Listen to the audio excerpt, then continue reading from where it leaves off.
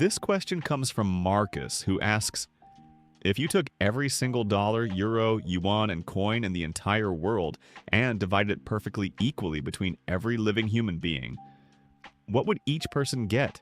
And what would actually happen next? Great question, Marcus. The answer involves a surprising number, a rapid collapse, and a lesson that economists have been trying to explain for decades. Let's divide. The number first, let's calculate what each person would actually receive. The total value of all money in the world, physical cash, bank deposits, digital balances, everything counted together, is approximately $105 trillion. The global population is approximately 8.1 billion people. Divide one by the other, and every single person on Earth receives roughly $12,950. Not per month, not per year. Total. Forever. That is your share of everything humanity has ever accumulated in monetary form. A one-time payment of just under $13,000 per person. In wealthy countries, this sounds disappointing. In lower-income countries, this represents several years of average wages arriving overnight. The impact of the same number is completely different depending on where you live when the check arrives. Day 1. The moment the redistribution happens, the world changes instantly. But not in the ways most people imagine. In the United States, the average person currently holds far more than $12,950 in savings, assets, and investments. Redistribution means most Americans just lost significant wealth. The same is true across Western Europe, Japan, Australia, and Canada. The upper and middle classes of wealthy nations take an enormous financial hit on day 1. Simultaneously, billions of people in sub-Saharan Africa, South Asia, and Southeast Asia receive more money than they have ever held in their lives. For someone living on $2 per day in rural Bangladesh, $12,950 represents nearly 18 years of income arriving instantaneously. The emotional reaction globally is split directly down this line. Half the world celebrates. The other half panics. The first week within days, the problems begin. The wealthy nations experience something economists call a demand shock. Millions of people who previously had very little money suddenly have $12,950 to spend. They spend it immediately, on food, clothing, electronics, housing, transportation. Demand for goods explodes overnight, but supply does not explode overnight. Factories cannot double production in a week. Farms cannot harvest twice as much grain because people suddenly have money to buy it. Shipping containers do not multiply. The number of houses available does not increase because every renter now has cash. When demand surges and supply stays the same, prices rise. This is basic economics. Within the first week, prices for essential goods begin climbing in every market where the newly wealthy are spending. The $12,950 that felt significant on Monday buys noticeably less by Friday. Inflation. The redistribution has effectively injected an enormous amount of purchasing power into the global economy simultaneously. This is one of the most reliable ways to trigger hyperinflation.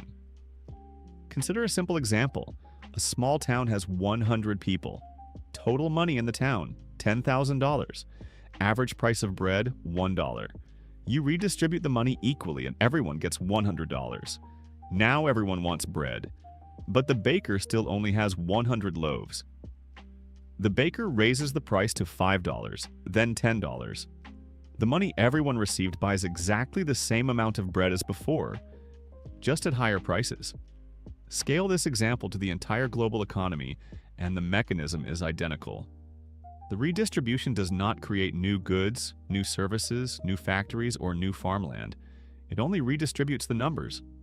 Prices adjust to match the new distribution of purchasing power, and the real value of what everyone holds moves back toward where it started. Economists estimate that in many developing economies, prices could double or triple within months of such a redistribution simply due to this inflationary pressure. The banking system collapses. There is a second catastrophic problem that hits simultaneously.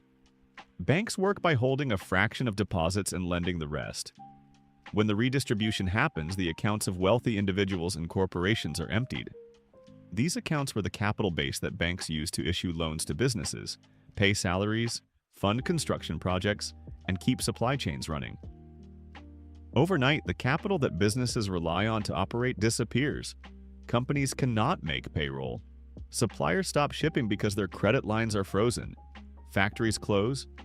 Grocery stores run out of stock because the distribution companies that supplied them have no operating capital. Within weeks, the physical supply of goods begins to shrink, even as demand is surging. This combination, rising demand and shrinking supply, is an economic catastrophe with no modern precedent at this scale. 3 years later, the redistribution happened.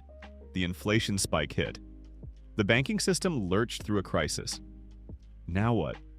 Studies of historical wealth redistributions, post-revolution economies, land reform programs, direct cash transfer experiments, all point toward the same pattern. Within 3 to 5 years, wealth concentrations begin rebuilding themselves. The reason is not conspiracy or corruption. It is something simpler. Money follows behavior, skills, and decisions.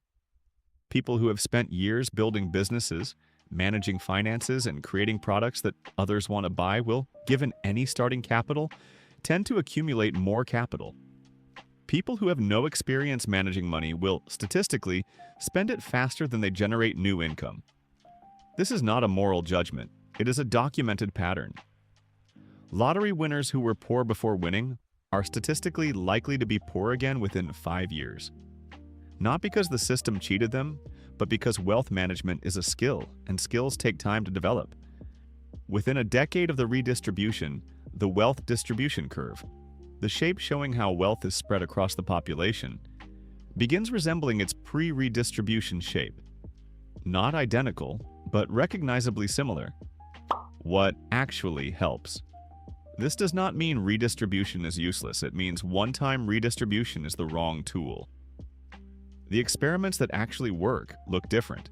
Direct cash transfers to the extreme poor and small regular payments over years show consistent results. Recipients invest in children's education, small businesses, better nutrition, and housing improvements. The key word is regular. Predictable income over time allows planning. A one-time lump sum triggers spending and inflation. A steady, modest income builds capability. The countries that reduced poverty most dramatically in the last 50 years, South Korea, Singapore, Taiwan, China, did not do it through redistribution. They did it through education investment, infrastructure, and the creation of conditions where ordinary people could build productive businesses.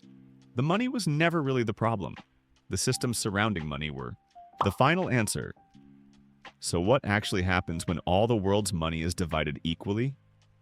Each person receives approximately $12,950. Once total day one. Wealthy nations lose, poorest nations celebrate. Week 1. Demand surges, prices begin rising immediately. Month 1, inflation accelerates, banking system destabilizes.